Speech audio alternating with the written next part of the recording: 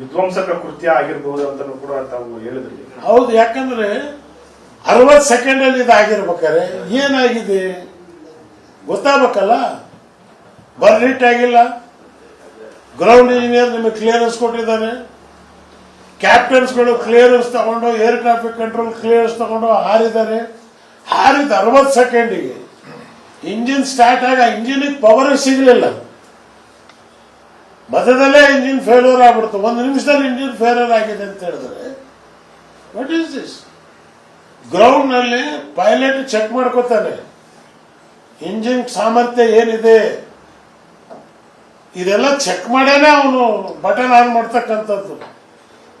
Automatic landing system, take off system ಕೊಡ್ತಕ್ಕಂಥದ್ದು. ಯಾಕಂದ್ರೆ ನಾನು ಮಿನಿಸ್ಟರ್ ಆಫೀಸಲ್ಲಿ ಕೂರ್ತಿರ್ಲಿಲ್ಲ, ಪೈಲಟ್ ಹಿಂದ್ಗಡೆ ಸೀಟ್ ನಲ್ಲಿ ಕೂತು ಇದನ್ನು ಕಲ್ತಿದ್ದೇನೆ ನಾನು.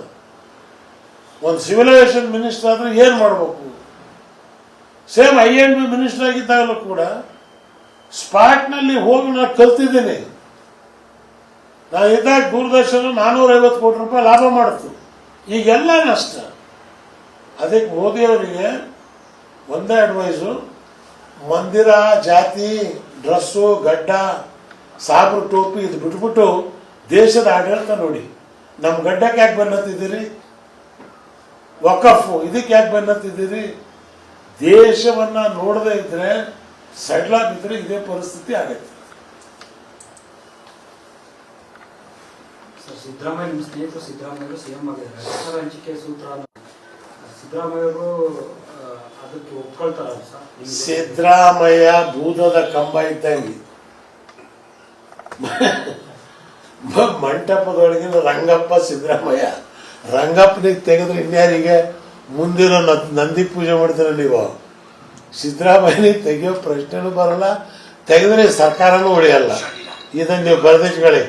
ಅದ್ರಾಗ ಯಾವ ನಾನೇನು ಕಾಂಗ್ರೆಸ್ನವನಲ್ಲ. ಇವತ್ತು ಸ್ಪಷ್ಟವಾಗಿ ಹೇಳ್ತೀನಿ, ಯಾರು ಕಾಂಗ್ರೆಸ್ ಅನ್ನ ಮುಂದೆ ಎಳ್ಕೊಂಡು ಹೋಗ್ತಕ್ಕಂಥವ್ರು ಯಾರು ಇಲ್ಲ. ಸಿದ್ದರಾಮಯ್ಯ ನೇತೃತ್ವ ಇದೆ, ಅದು ಹೋಗ್ತಾ ಇದೆ. ಸಿದ್ದರಾಮಯ್ಯ ಬಿಟ್ರು ಅಂತ ಹೇಳಿದ್ರೆ ಮುಗೀತು. ಇರೋ ಒಂದು ಗೂಳಿ, ಆ ಗೂಳಿಗೆ ನೀವು ತೆಗೆದು ಇನ್ನೇನು ಮಾಡ್ತಿರ್ತೀರಿ? ಮೇಯರ್ ದನಗಳನ್ನ ಇಟ್ಕೋತೀರಾ? ಇಲ್ಲ. ಇವತ್ತು ಸಿದ್ದರಾಮಯ್ಯನವ್ರನ್ನ ತೆಗಿತಾರೆ, ಬದಲಾಯಿಸ್ತಾರೆ. ಇದು ಹಿಂಗೆ ಹೇಳ್ತಾ ಹೋಗ್ಬೋದು. ಇನ್ನು ಸ್ವಲ್ಪ ದಿವಸ ಆದ್ಮೇಲೆ ಬದಲಾವಣೆ, ಸ್ವಲ್ಪ ದಿವಸ ಆದ್ಮೇಲೆ ರೀಶಫಲ್ ಕೂಡ ಆಗಲಿಲ್ಲ. ಸಿದ್ದರಾಮಯ್ಯನ ಇರೋ ಡಬ್ಬುಗಳನ್ನೇ ಎಳ್ಕೊಂಡು ಹೋಗ್ತಾ ಇದ್ದಾರೆ. ಬಟ್ ಒಂದು ಸಜೆಸ್ಟ್ ಮಾಡ್ತೀನಿ ನಾನು ಸಿದ್ದರಾಮಯ್ಯನವರಿಗೆ, ನೀವು ಕೆಲವು ಬ್ಯಾಡ್ದವ್ರನ್ನ ತೆಗೆದು ಒಳ್ಳೆ ಟೀಮನ್ನು ಸೆಟ್ ಮಾಡಿಕೊಂಡು ನೀವು ಮುಂದೆ ಉಳಿದಿರೋ 3 ವರ್ಷ ಒಳ್ಳೆ ಅಡ್ಮಿನಿಸ್ಟ್ರೇಷನ್ ಕೊಡ್ಬೋದು ನೀವು. ಆ ಭಾಗ್ಯ, ಈ ಭಾಗ್ಯ, ಸೌಭಾಗ್ಯ ಅಂತೇಳಿ ಕಾಂಟ್ರಾಕ್ಟರ್ ದುಡ್ಡು ಕೊಡೋಕೆ ನಿಮ್ಮ ಹತ್ರ ಟ್ರೆಜರಿಯಲ್ಲಿ ದುಡ್ಡಿಲ್ಲ. ದುಡ್ಡನ್ನು ಹೇಗೆ ಜಾಸ್ತಿ ಮಾಡಬೇಕು? ನಾನು ಪ್ಲಾನಿಂಗ್ ಕಮಿಷನ್ ವೈಸ್ ಚೇರ್ಮನ್ ಇದ್ದಾಗ ಏನು ಸಜೆಷನ್ ಕೊಟ್ಟೆ, ಸರ್ಪ್ಲಸ್ ಇರ್ತಿತ್ತು ಬಡ್ಜೆಟ್. ಇವತ್ತು ಈ ಯೋಜನೆಗಳು ಕೊಟ್ಟಿದ್ದೀರಿ, ಎಷ್ಟು ಕೊಟ್ಟಿದ್ದೀರಿ ಯೋಜನೆಗಳಿಗೆ? 50-60 ಸಾವಿರ ಕೋಟಿ ರೂಪಾಯಿ. ಬಾಕಿ ದುಡ್ಡು ಯಾಕೆ ಸಾಲವನ್ನು ಆಗ್ತಾ ಇಲ್ಲ? ಎಲೆಕ್ಟ್ರಿಸಿಟಿ ಬಿಲ್ ಜಾಸ್ತಿ ಆಯಿತು, GST ಜಾಸ್ತಿ ಆಯಿತು. ಕೇಂದ್ರದವ್ರ ಜೊತೆಗೆ BJP ಅವರನ್ನು ಇಟ್ಕೊಂಡು ನಾವೇನು GST ಕಲೆಕ್ಟ್ ಮಾಡಿ ಕೊಡ್ತಾ ಇದ್ದೀವಿ ಅದು ಕೊಡಲೇಬೇಕು. ಅದು ಕೊಡದೇ ಇದ್ರೆ ನಾವು ನಿಮ್ಮ ವಿರುದ್ಧ ದಂಗೆ ಹೇಳ್ತೀವಿ ಅಂತ ಕರ್ನಾಟಕ ಜನ ಎದ್ದು ನಿಂತ್ಕೊಳ್ಳಿ. ಮೋದಿ ಎಲ್ಲ ಅವ್ರು ಯಾರಿದ್ರು ಕೂಡ ತಲೆಬಾಗಿ ನಮಗೆ ಕೊಡಬೇಕಾದಂತ ಹಕ್ಕು ನಮಗೆ ಕೊಡ್ತೀವಿ. ಈಗಿರೋ ಸಚಿವರು ಸರಿ ಇಲ್ಲ ಅಂತಾರೆ ಸರ್. ಇಂಥವ್ರು ಅಂತವ್ರು ಅಂತ ನಾನು ಹೆಸರು ಹೇಳಲ್ಲ. ಒಟ್ನಲ್ಲಿ ಏನಿದೆ ಅಂತ ಹೇಳಿದ್ರೆ ಆಕ್ಟಿವ್ ಆಗಿರ್ತಕ್ಕಂಥ ಫೈಲ್ಗಳು, ಡಿಸಿಷನ್ ತಗೊಳ್ತಕ್ಕಂಥ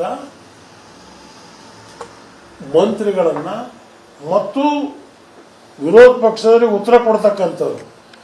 ಈಗ ಎಷ್ಟು ಸಿದ್ದರಾಮಯ್ಯ ಮೇಲೆ ಟೀಕೆ ಮಾಡಿದ್ರು ಸರ್ಕಾರದ ಮೇಲೆ, ಯಾವ ಮಿನಿಸ್ಟರ್ ಜವಾಬ್ ಕೊಟ್ಟಿದ್ದಾರ್ರಿ?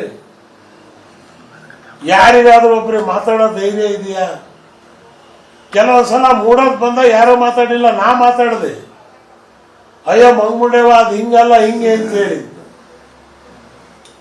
ಇವತ್ತು ಯಾವುದೇ ಪ್ರಶ್ನೆ ಬಂತು ಅಂತ ಹೇಳಿದ್ರೆ ಸರ್ಕಾರದ ಮಂತ್ರಿಗಳು ಅದಕ್ಕೆ ಉತ್ತರ ಕೊಡಬೇಕು. ದುರ್ದೈವ ಅಸೆಂಬ್ಲಿಯಲ್ಲೂ ಸಿದ್ದರಾಮಯ್ಯನೇ ಡಿಫೆಂಡ್ ಮಾಡ್ಕೋಬೇಕು, ಹೊರಗಡೆನೂ ಅವರೇ ಮಾಡಬೇಕು.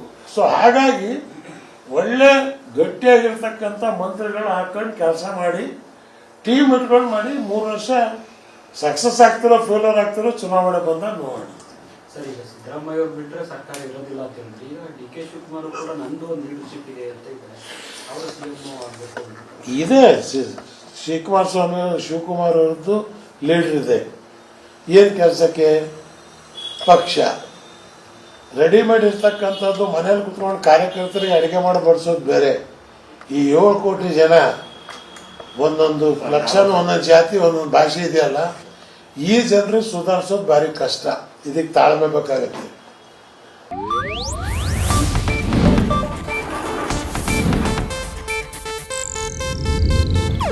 ಇದು ಏಷ್ಯಾನೆಟ್ ನ್ಯೂಸ್ ನೆಟ್ವರ್ಕ್ ಪ್ರಸ್ತುತಿ.